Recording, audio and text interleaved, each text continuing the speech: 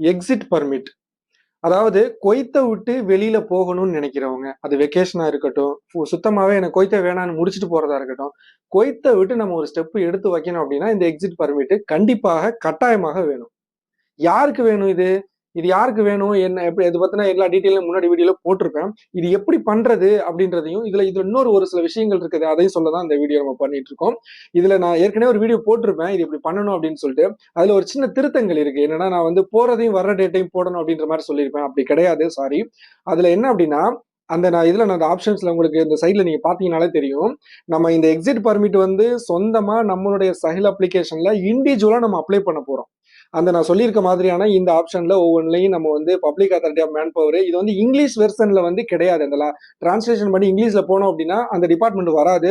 அரபிலே தான் பண்ண போறோம். அதனால அந்த வந்து ஹை ஆமா அல் கவி அப்படின்ற அந்த பப்ளிக் அத்தாரிட்டி ஆஃப் மேன் பவர்ன்ற ஆப்ஷனை கிளிக் பண்றோம்.